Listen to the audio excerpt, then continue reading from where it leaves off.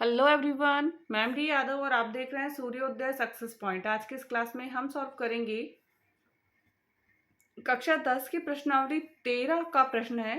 और प्रश्न हमारा है कि कल्पित विधि से हमें क्या ज्ञात करना है? माध्य ज्ञात करना है। कल्पित विधि से हमें समांतर माध्य ज्ञात करना है।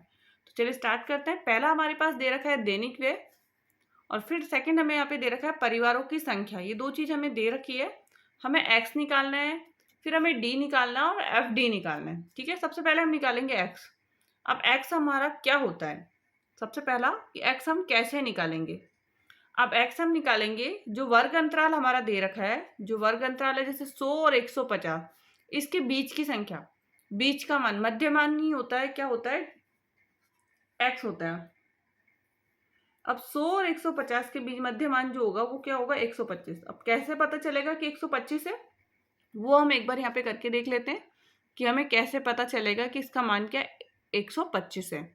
जैसे 100 और 150 दोनों को प्लस कीजिए और इसमें 2 का भाग दे लीजिए।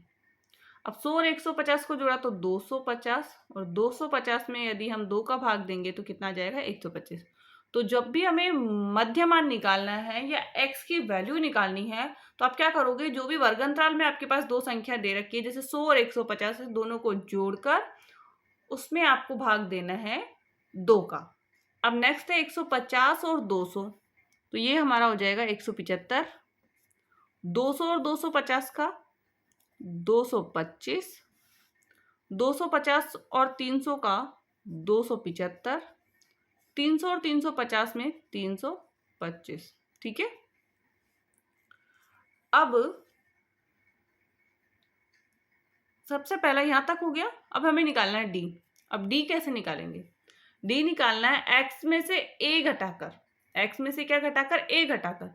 अब एक्स तो हमें पता है कि हमारे पास है, बट ए क्या है? ए क्या मानोगे आप? तो ए इसमें से बीच की संख्या ले लीजिए। जैसे 225 को हम क्या मान लेते हैं? ए।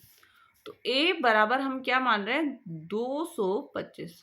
ठीक है, ए बराबर क्या माना आपने? 225। अब यहां पर 125 में से ए घटाना है, तो ए मतलब 225, तो आएगा 100। ठीक है, लेकिन आएगा किसका? माइनस का।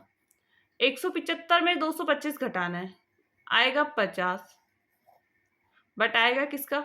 माइनस का। यहाँ पे 0 और यहाँ पे आ जाएगा +50, क्योंकि 275 में से 225 घटाएंगे तो 50, और 325 में से 225 घटा लीजिए तो क्या आ जाएगा? 100। प्लस का कितना आ जाएगा? 100। ठीक है, अब आप कर दीजिए एफ डी, एफ और डी को गुणा। 4 को 100 से किया, 400 आया, -400। 5 को 50 से किया, 5 में 25, 0, -250। 12 को 0 से किया, 0। 2 को 50 से किया, 2 पंजे 10। 2 को 100 से किया, 200। वापस एक बार देख लेते हैं। 4 को 100 से 400, -400। 5 को 50 से माइनस के 250। 12 को 0 से 0, 2 को 50 से 100, और 2 को 100 से 300। अब इनको जोड़ दीजिए। 0, 5 को 0 से किया 5, 4 और 2 6, माइनस के 650। कितना आ गया? -650।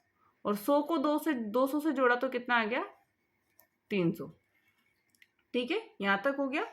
माइनस प्लस क्या होता है? माइनस होता है। कर दीजिए माइनस। 0 में से 0 गया 0, 5 में से 0 गया 5, 6 में से 3 गया 3, 6 में से 3 गया 3। ठीक है, माइनस के कितने आएंगे? 300, माइनस के 350, माइनस के 350 आ गया हमारे पास।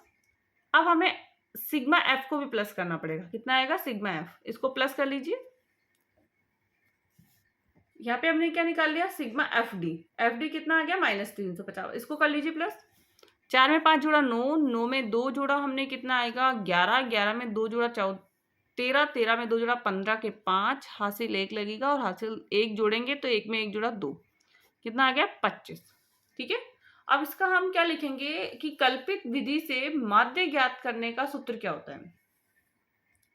अब कल्पित विधि से माध्य ज्ञात करने का जो सूत्र होता है वो क्या होता है? a plus sigma F D बटा सिग्मा एफ। अब ए बराबर कितना है 225 प्लस सिग्मा एफ डी का जो है वो कितना आया -350 और सिग्मा एफ कितना आया 25। सिग्मा एफ कितना आया 25। ठीक है, 225 ऐसा कैसा, प्लस माइनस माइनस 25 में 25 का भाग दीजिए, 25 एकम 25, बचेगा कितना 10, 25 चौक 100, 25 चौक 100 कितना आया 14। तुम्हारे भाग देने पर कितना आया 14 आ गया। माइनस कर लीजिए, अब 225 में से 14 यदि हम घटाएंगे तो हमारे पास कितना आ जाएगा 211। तो हमारा जो कल्पित विधि से जो हमने माध्य ज्ञात किया वो कितना आया 211। आंसर कितना हुआ इसका 211।